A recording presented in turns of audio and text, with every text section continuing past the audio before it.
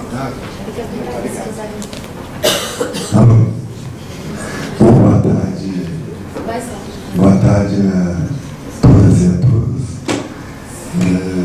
Bom, meu nome é João Luiz, eu sou professor da Universidade de Brasília e também assessoro o senador Cristóvão Buarque, lá em Brasília. Eu queria, em rápidas palavras, falar como que surgiu, quer dizer, toda a história, o resumidamente, falando da história do decrescimento, do grupo de decrescimento, que hoje está se transformando na rede brasileira pelo decrescimento sustentável.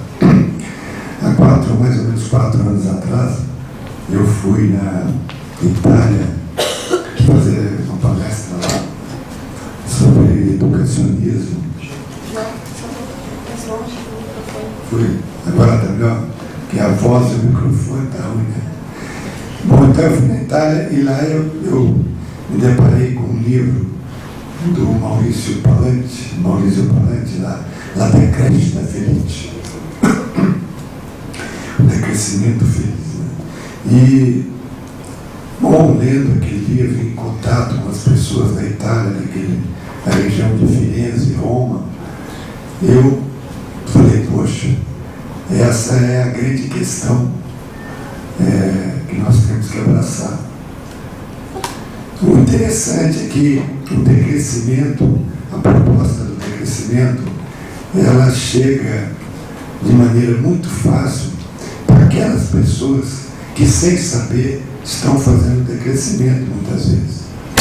Então eu já tinha, né, o Felipe Helena já me viu com uma blusa que minha mãe me deu em 1967. E ela está perfeita. Uma blusa marrom muito chique. E, bom, então eu entendi que aquilo seria a grande proposta. E como ele falou, a questão da mídia tem crescido muito. Então foi fácil, principalmente para quem domina algumas línguas, o italiano, o francês, o espanhol, principalmente o francês e o italiano. E você entrar na internet, você vê N palestras sobre decrescimento, N palestras sobre decrescimento, e é fácil de você entender tudo do que se trata. Bom,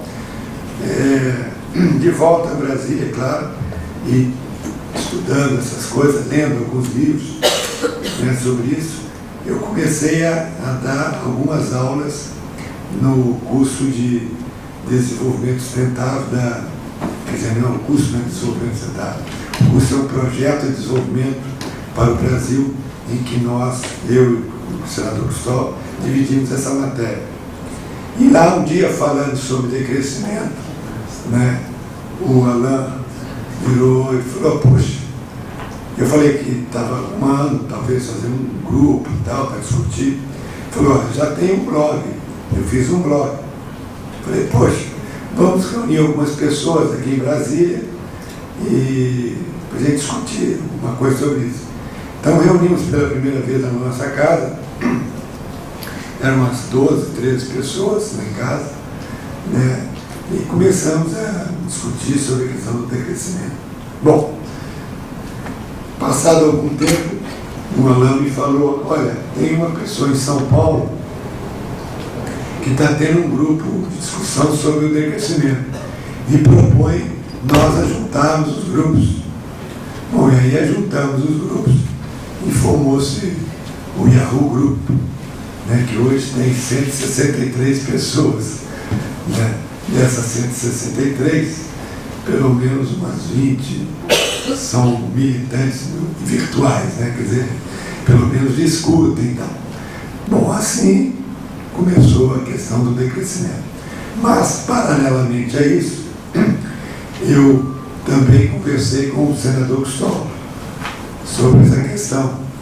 E ele falou, pô, é isso aí, nós temos que reforçar isso.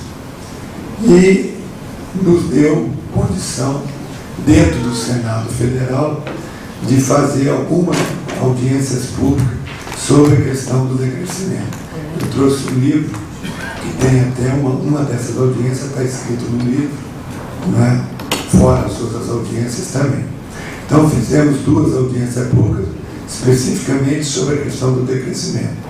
O senador Cristóvão já escreveu uns 2 artigos no Globo, se não me engano, sobre o decrescimento. Já foi à tribuna do Senado, falou sobre o decrescimento. Bom, então de uma hora para outra, em Brasília e no Brasil, começou a aparecer o nome decrescimento e algumas discussões e algumas opiniões que se emitiu sobre isso. Bom, mas a gente tem sempre que avançar. E nessa questão do avançar, houve primeiramente uma ideia de se criar uma organização não governamental sobre decrescimento. Aí houve uma discussão muito grande no grupo, em que pessoas que achavam que não, que ia organizar de maneira tipo ONG não seria bom, porque já teria uma hierarquia.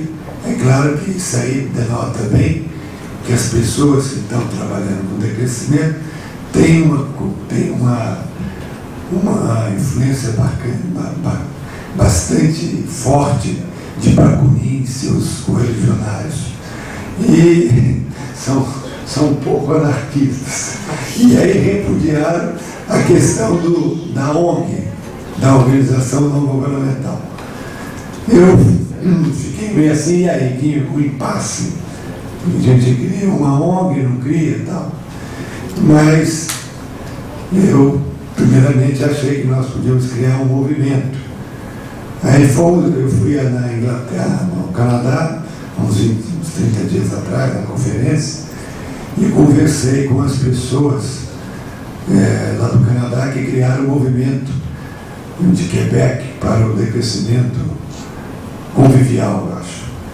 E conversando com eles falaram, olha, não precisa criar uma ONG realmente, cria-se uma rede.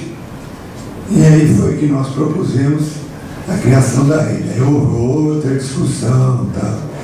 Você cria a rede, aquela coisa que mistura um tema polêmico com a prolixidade latina, aí é complicado. E aí, o que a gente sabe muito também é discutir. Mas eu sempre bati no pé que a melhor maneira de dizer é fazer. Então nós teríamos que fazer alguma coisa, e aí que publicamos, aí eu vou distribuir para vocês, um folder dizendo sobre a rede, né?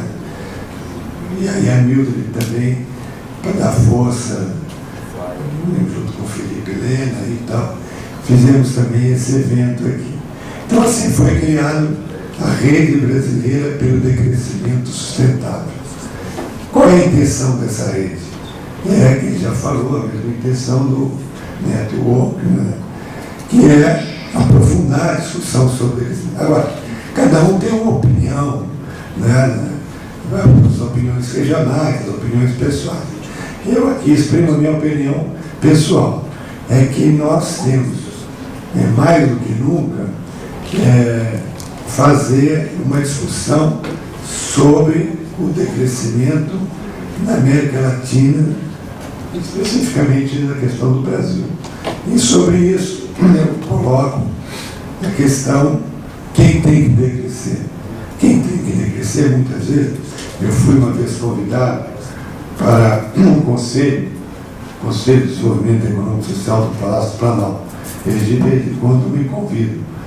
Evidentemente, cada opinião eles estão me convidando cada vez menos, mas eu fui lá umas vezes. E numa vez eu falei sobre decrescimento, a pessoa que presidia a mesa no momento me veio e falou: poxa, agora que nós estamos crescendo, você vem com essa proposta de decrescimento. Bom, em primeiro lugar, a primeira coisa que eu acho é que muitas pessoas falam sobre decrescimento sem sequer ter lido alguma coisa sobre decrescimento. E a segunda coisa é que a gente tem que parar com essa mania de dizer que só tem que decrescer é o norte. Então eu fiz quer dizer, eu não, até foi o senador Cristóvão, fez uma figura que está nesse folderzinho, que é uma espécie de uma linha que passa sobre todos os países, eu caracterizo lá os países do Norte, os países do Sul, e que a gente entende que aqueles que estão dentro dessa linha, incluindo os países do Sul, tem que decrescer primeiramente. Não é? Então, a gente chama essa linha, inclusive, de cortina de ouro. Quem está dentro da cortina de ouro é que tem que decrescer, é claro. No Brasil, essas pessoas que estão dentro já significam 10% da população do Brasil. São pessoas que consomem e que gastam tanto quanto qualquer outras pessoas de países ricos. Então, essa é a primeira. Bom, então, voltando à questão da rede, eu acho que a rede ela tem que se esforçar em discutir qual é a nossa proposta de decrescimento no Brasil. O Felipe Leno uma vez falou uma coisa que eu guardei bem, que falar sobre decrescimento é muito fácil. Fazer, implementar a questão do decrescimento é que é difícil. Então nós temos que debruçar nisso. Né? Porque a gente não pode ficar agora aqui na rede Brasil, rede brasileira pelo decrescimento, repetindo coisas muito boas de Sérgio Lattuce, de Maurício Palante e de tantos outros. Não é? Nós temos que quebrar a cabeça e falar qual é a nossa proposta de decrescimento brasileira. Né? É isso que nós temos que fazer. Né? Porque aqui tem espaço necessário. E também é preciso falar que no Brasil também são esses 10% que detêm 50% da riqueza nacional. Né? Quer dizer, a conta não fecha. Claro que essa conta não fecha, não é só no Brasil, é globalmente. Se 20% da população mundial consome 86% de recursos naturais, os outros 80% que não consomem nada para consumir, esses 20% têm que decrescer. Então a conta não fecha, é uma questão de matemática, não é uma questão nem ideológica. Né? É uma questão de matemática pura e simples. Bom, então é por isso, dessa forma, que surgiu a rede brasileira para decrescimento. Tem muita água para passar debaixo da ponte, mas ela está aí, está implementada, e eu não sei como que a gente vai fazer um lançamento oficial dessa rede aqui nesse momento. A Nilde, quem tem uma garganta melhor, o Alain, quem mais aqui? Esse negócio de crescimento do Senado está se expandindo. Ali tem um outro assessor do senador Capiberibe, que é decrescentista também. Então já vai criar um outro núcleo de decrescimento com outros senadores. O Tomás está ali.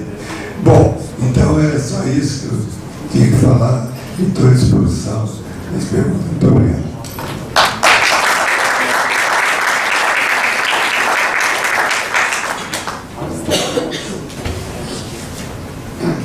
Ok, então só ainda guardem suas perguntas, anotem suas perguntas, não percam suas perguntas.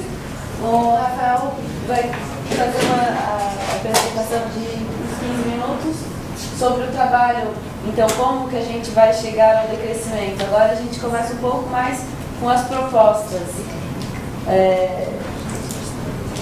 Ele vai apresentar um pouco sobre o trabalho da Colmeia e também das propostas de rede e conexão entre